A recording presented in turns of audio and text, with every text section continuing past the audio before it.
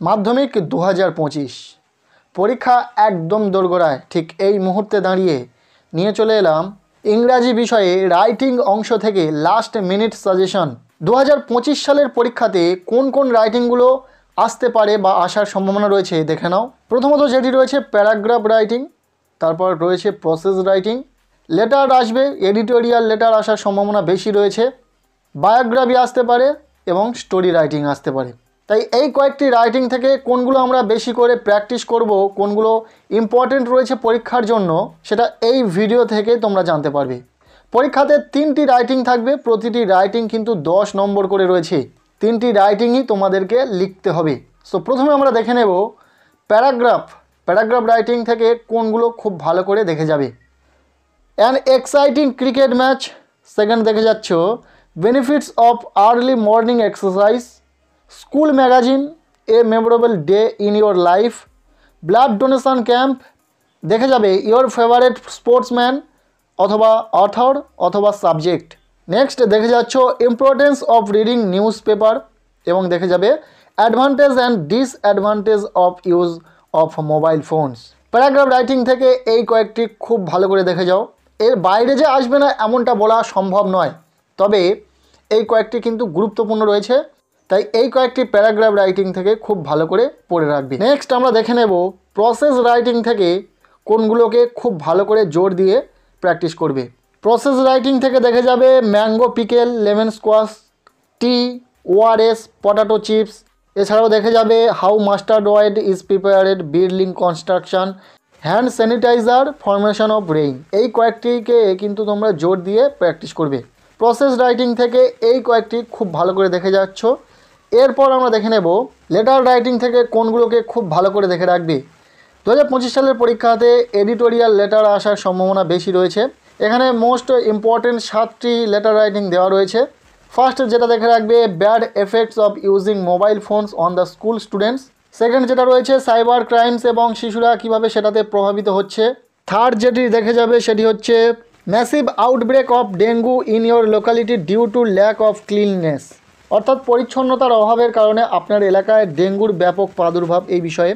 Next 4 নম্বরে যেটি রয়েছে সেটি হচ্ছে the felling of trees at random in your locality, অর্থাৎ আপনার এলাকায় এলোমেলোভাবে গাছ কাটার বিষয়ে। নেক্সট 5 নম্বরে যে রাইটিংটি রয়েছে write a letter to the editor of an English daily stating reason why plastic carry bag should be band, অর্থাৎ প্লাস্টিক ক্যারি ব্যাগ নিষিদ্ধ করার কারণ জানিয়ে একটি চিঠি। নেক্সট 6 নম্বর যে রাইটিংটি রয়েছে write a letter to the editor of an English daily about the insanitary and unhygienic condition of your locality.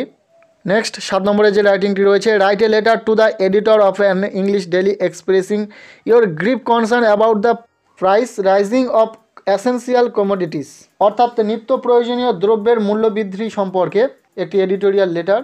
এই যে বিষয়গুলো বলা হলো প্রতিটা বিষয় কিন্তু ইম্পর্টেন্ট রয়েছে পরীক্ষার জন্য, তাই লেটার রাইটিং, এডিটোরিয়াল লেটার থেকে এগুলিকে খুব ভালো করে দেখে রাখবে। তবে শুধু যে এই কটি পড়লে কিন্তু হয়ে যাবে, এর বাইরে যে প্রশ্ন আসবে না এমনটা কিন্তু নয়। বারংবার বলছি ইংলিশ রাইটিংয়ের ক্ষেত্রে কিন্তু সেইভাবে কোনো সাজেশন হয় না, জাস্ট ইম্পর্টেন্ট কিছু প্রশ্ন আমরা শেয়ার করতে পারছি। তোমরা চাইলে কিন্তু ফরম্যাট পড়ে রাখতে পারো, সেক্ষেত্রে কিন্তু সুবিধা তোমাদেরই হবে। নেক্সট আমরা দেখে নেব স্টোরি রাইটিং থেকে কোন স্টোরিগুলো খুব ভালো করে তোমরা দেখে রাখবে, কেননা 2025 সালের পরীক্ষাতে স্টোরি রাইটিং থেকে কোশ্চেন আসার সম্ভাবনা কিন্তু বেশি রয়েছে। তাই যে গল্পগুলিকে খুব ভালো করে পড়তে বলবো সেগুলো একবার দেখে নাও।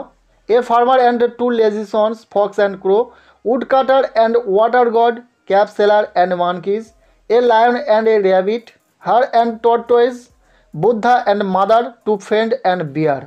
এই যে গল্পগুলো বলা হলো এই গল্পগুলোকে একটু খুব ভালো করে দেখে রাখবে। তবে তোমরা জানো পৃথিবীতে হাজারো গল্প রয়েছে, তার মধ্যে থেকে যে কোনো একটি দিয়ে দিতে পারে, তবে এই কটি একটু মনোযোগ দিয়ে পড়ে রাখবে, কেননা এগুলো ইম্পর্টেন্ট রয়েছে। এর বাইরে যে গল্প থেকে কোশ্চেন আসতে পারে না এমনটা কিন্তু নয়, তাই পারলে এর বাইরেও আরও কিছু গল্প তোমরা দেখে রাখতে পারো।